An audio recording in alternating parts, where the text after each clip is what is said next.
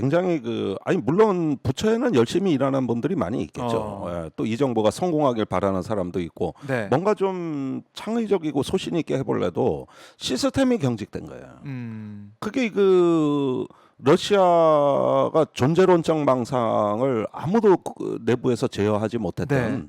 이런 것들이 시스템이 경직성이거든요. 아. 그런 면에서 이제 국정의 원활한 작동이라는 게 이거는 이제 다양한 요소들이 네. 서로 유기적으로 관련을 지으면서 쭉쭉 그 공론회장을 확장해 나가는 어떤 이것이 현대 거버넌스의 어떤 그 파워거든요. 네. 네, 그런데 이 힘이 줄어들고 있는 거거든. 그러니까 이런 면에서 하나의 경성 권력. 네. 그러니까 이 하드 파워 위주의 이 경성 권력. 그러니까 소프트 파워. 네. 어떤 정권의 매력, 설득력, 예. 존경 이런 게 이제 소프트 파워라고 한다면 네. 지금은 뭐냐면은 검찰 특수부를 동원한 사법적 개입. 이건 하드 파워 중에서도 가장 센 그렇죠. 거라고. 어떻게 보면은 윽박지르면서 좀 간다는 그런 느낌. 그렇지. 그러니까 연성 권력의 요인들이 지금 완전히 고갈되고 경성 권력의 네. 어떤 저게 강화되는 이런 현상들이라는 것이죠. 그러니까 사실은 지금 윤석열 정부 장관들도 그렇고 대통령도 그렇고 계속해서 문재인 정부와 이제 비교를 하면서 문재인 정부 때 안 그랬냐, 우리가 더 낫다 이런 얘기를 하면서 오다가 지금은 그걸 좀 자제하는 것 같기도 하지만 결국에는 전 정부보다 우리가 낫다라는 것을 그러니까 내세우면서 우월감. 오고 있는 거예요. 그러니까 이게 푸틴의 특징이기도 한 건데, 그러니까 인간의 욕망에는 네. 어떤 본성엔 이런 게 있습니다. 다른 사람한테 굴복하지 않고 내가 우월해지고 싶다는 욕심이 있죠. 그런 이기적 욕심이라는 거는 이건 인간의 본성입니다. 예. 탓할 수도 없어요. 그런 게 있고, 그다음에 칼을 손에 쥐었을 때 휘두르고 싶은 충동이 있는 겁니다. 또 그러니까 우월해지고 싶고 내가 무기를 손에 쥐고 네. 칼을 손에 쥐었으면 휘두르고 싶은 거예요. 망치를 손에 쥐면 세상이 못으로 보이는 거예요.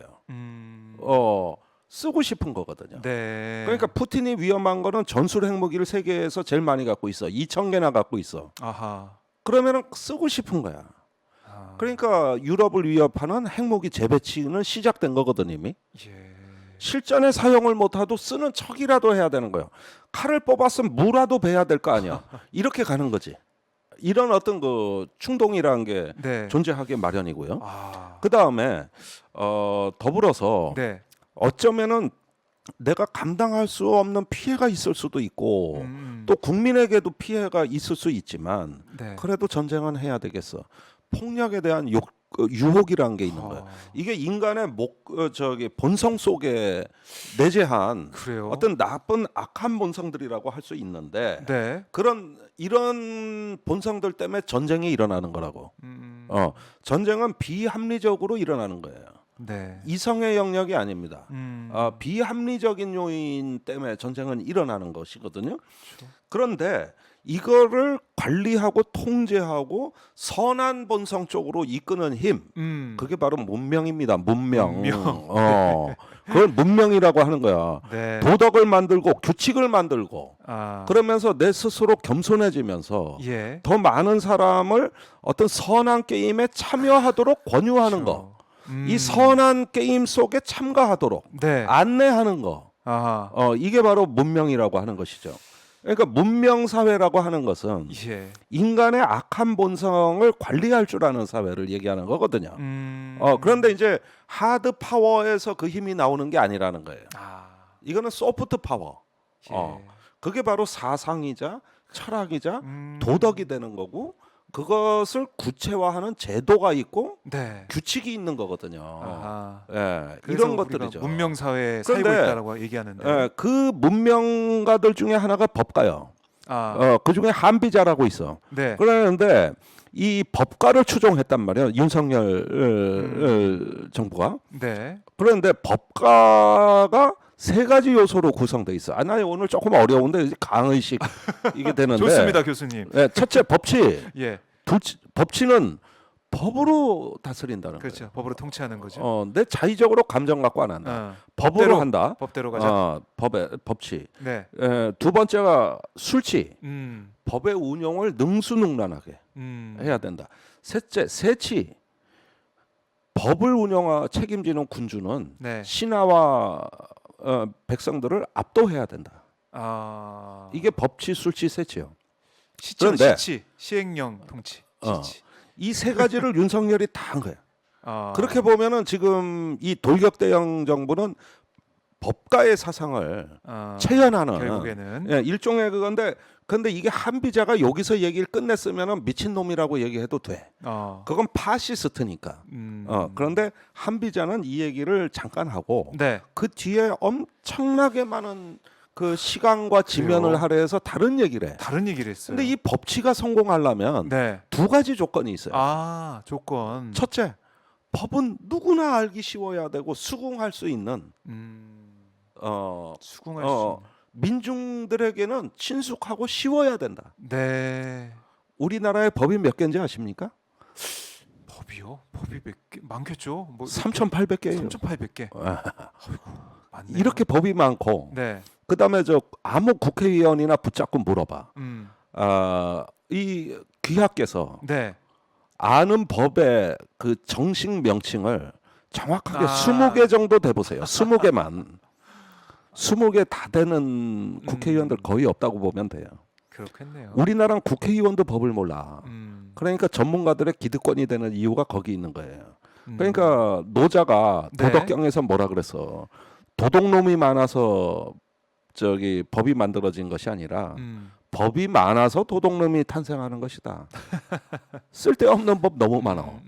그러니까 이게 기득권이 되고 도둑놈이 되는 거예요. 네. 근데 이때 법을 내가 잘 다룬다고 자만하는 자는 어떻게 되냐 하면 기득권자.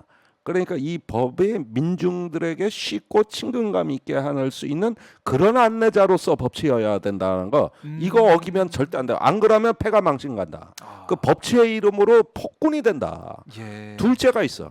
둘째는 또 어떤 조건이? 민중에 대한 무한한 사랑이 전제돼야 된다. 그게 중요하네요. 그래가지고 소박하고 네. 그러면서 검소하면서 그러면서 끊임없이 사람을 존중하고 네. 그리고 민중 속으로 들어가서 일하는 이런 군주여야 된다는 거예요. 빵집 그래서 간 건가요? 영화관도 신발 사러 사랑해서? 사랑해서? 그럴지도 모르지. 뭐 그것까지나 욕하고 싶은 생각은 없어. 네네. 그런데 이 두 가지를 전제를 충족 못 시킨 그 법가들은 사입인 거예요. 또 하나의 중신, 한비자가 말한 중인그룹이라고도 하고 네. 중신이라고도 하는 이제 백성을 섬기는 자가 아니라 기득권을 섬기는 귀족 집단이 되는 것이죠. 그러니까 이 돌격대는 어디로 향하는 돌격대인가? 네. 왜 여기 왔는가? 이런 존재론적인 접근으로부터 해서 네. 돌격대가 또 하고 있는 작전술이나 정치가 어떤 것인가? 이런 어떤 행태와 네. 이런 것들을 봤을 때 이게 뭐 하는 정권이냐? 이렇게 평가가 들어가야 되는 거고요. 그렇죠. 그런 걸 통해서 우리가 네. 이제 하나의 어떤 국정이 어떤 성숙되고 민족 공화정이 제대로 이루어질 수 있는 자산을 확보하는 겁니다. 네. 그런데 민주주의를 운영을 하려면 권력이 우선 권력 내부부터가 민주적이어야 돼. 그러니까 권력 내부가 민주적이어야 돼. 네. 근데 요즘 내가 용산에 가니까 육사 출신들이 다 해먹어.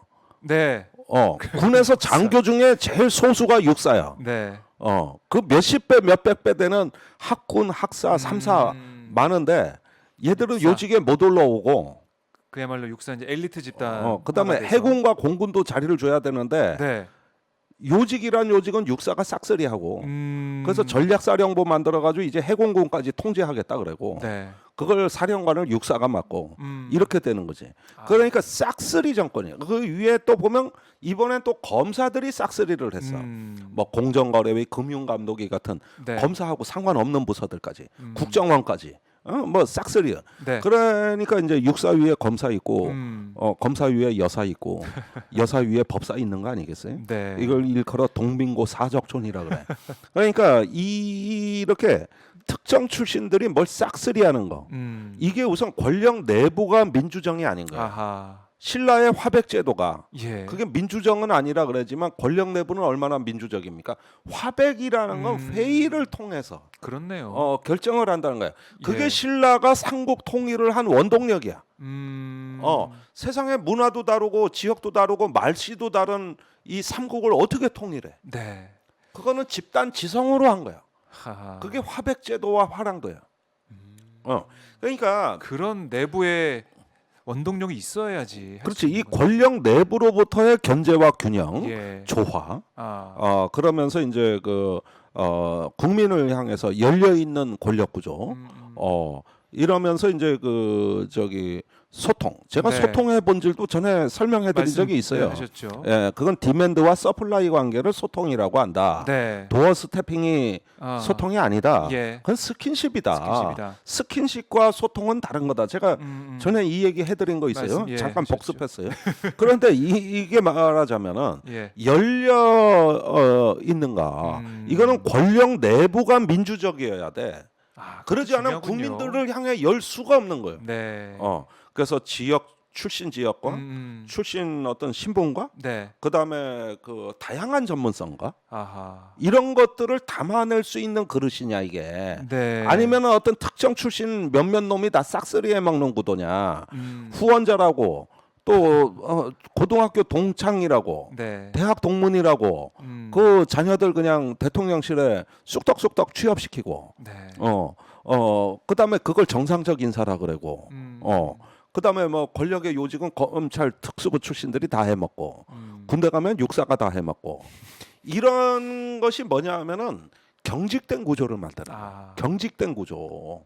그래가지고 경성 권력, 하드 파워 이렇게 되는 거거든요. 네. 그런데 역시 한비자는 법술지사를 등용하라 그러면서 군주에게 직언을 할 수 있고 네. 자기의 전문성으로 일하는 오직 민중을 바라보는 선비들을 중용하라 그랬거든. 그걸 일컬어서 법술지사라 그랬고 네. 이 법술지사가 등용되는 거를 기득권자들이 막는다. 그게 중린그룹 중신이라 그랬다고. 그놈들 제어 못하면 국가가 망한다는 거예요. 그래서 이 말을 갖다가 신봉한 네. 진나라의 왕이 네. 그 사상으로 천하를 통일한 겁니다.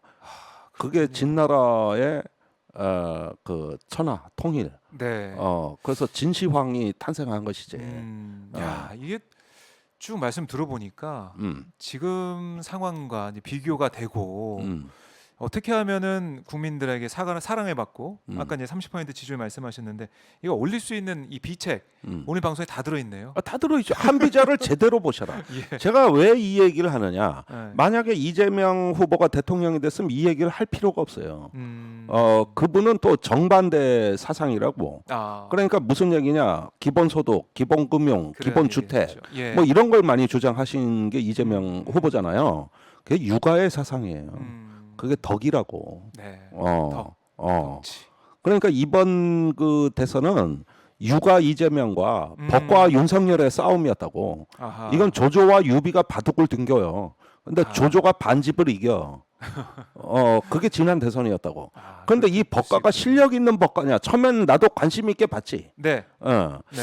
현대 어떤 국민들이 어떤 육아적 덕목보다는 법과적인 어떤 엄형 네. 주의 이런 거 법질서 이런 걸 바라시나? 그걸 보고 찍어줬나? 그러면은 이게 프로페셔널한 네. 정말 법가의 철학과 이념을 능수능란하게 펼치는 법가인가? 요게 이제 관심사였던 거 아니에요? 그렇죠. 그걸 이제 보고 그러- 계셨던 거죠 국민들이. 그러면 남북 통일도 되는 거예요. 신라가 그렇게 통일했고 진나라가 그렇게 통일했듯이 네. 되는 거거든. 그런데 깨놓고 보니까 제대로 안 읽은 거야 이게. 그리고 만든 게 돌격대형 정부를 만든 거야 이게. 네. 돌격대를.